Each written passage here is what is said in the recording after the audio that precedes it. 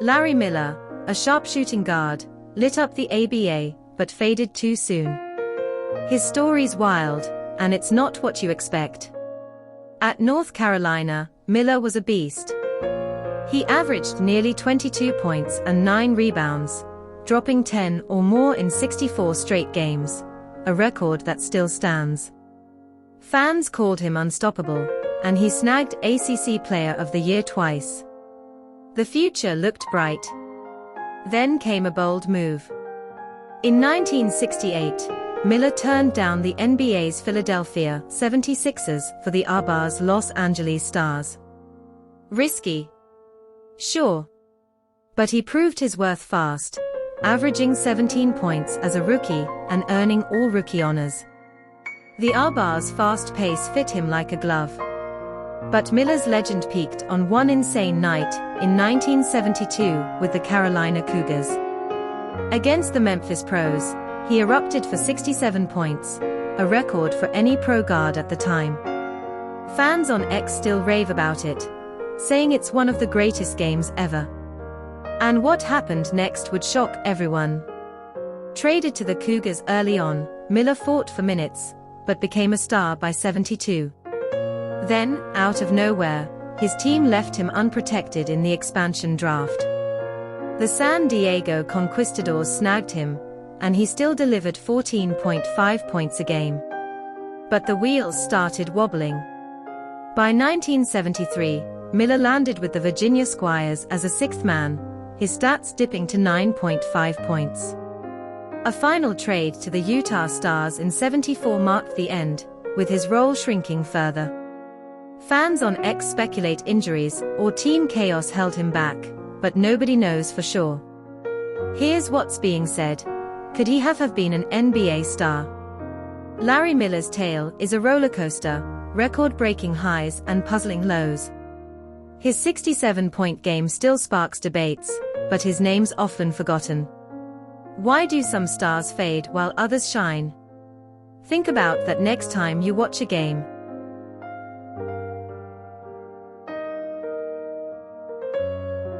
Was Sharpe James the savior of Newark, or a politician who crossed the line?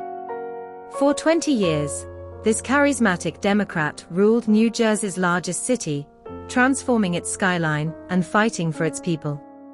But his story took a dark turn, leaving everyone wondering what really happened. Let's dive into the rise and fall of a man who shaped Newark's future. Born in Jacksonville, Florida, Sharpe James landed in Newark as a kid in 1940. A teacher turned councilman, he became mayor in 1986, oozing charm in his signature jogging suits. He was a cheerleader for Newark, winning hearts with his bold vision. His energy was infectious, and the city started to believe in itself again. But could one man really turn things around? James poured his heart into Newark's comeback. He pushed for the New Jersey Performing Arts Center, opened in 1997, and laid the groundwork for the Prudential Center. These projects brought life to a downtown left for dead after the 1967 riots. People called him a warrior for the city, but whispers of shady deals started to spread. And those whispers were about to get louder. In 2002, a young councilman named Cory Booker challenged James for mayor. The race, captured in the documentary Street Fight, was brutal. James's team played hardball, with rumors of voter intimidation and attacks on Booker's roots.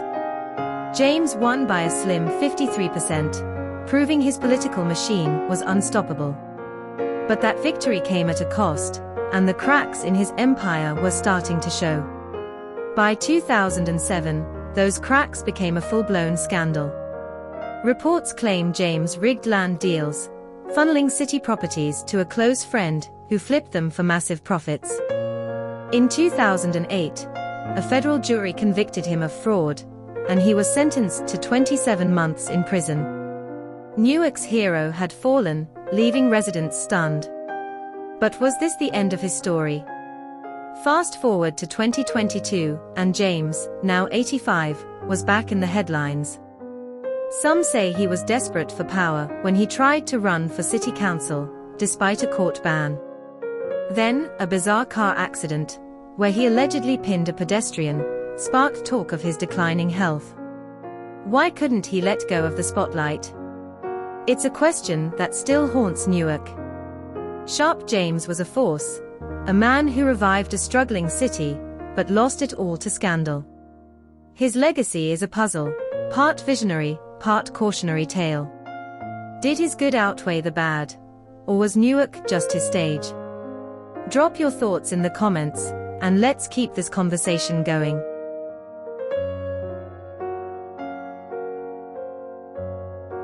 Have you ever wondered who brought those unforgettable Soviet comedies to life? Nina Grebeshkova, the heart of Leonid Gaidai's films, left a legacy that still captivates fans, even after her passing in May 2025. Let's uncover the story of this remarkable actress. Born in 1930 in Moscow, Nina grew up in a modest family. Her father painted, her mother sewed, but World War II changed everything. When her dad joined the front, Nina, her mom, and two brothers fled to the Penza region. Life was tough, but her teachers, straight from the prestigious Franz Academy, sparked her love for learning. She dreamed of teaching, until fate had other plans. At a friend's birthday party, a chat with poet Vladimir Lugovskoy flipped her world. He saw something special in Nina and urged her to try acting.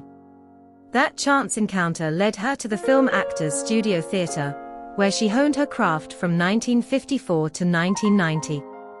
But what happened next would shock everyone. Enter Leonid Gaidai, the comedy genius and Nina's future husband. Their partnership birthed some of the USSR's biggest hits. In The Diamond Arm, Nina stole hearts as Nadezhda, the witty wife of Semyon Gorbunkov. Her charm was undeniable, and fans couldn't get enough. But there was more to her story. Nina's roles in Kidnapping, Caucasian Style as a quirky doctor, and 12 Chairs as music, and Queen Tamara cemented her as a comedy icon. Each character felt fresh, her humor effortless.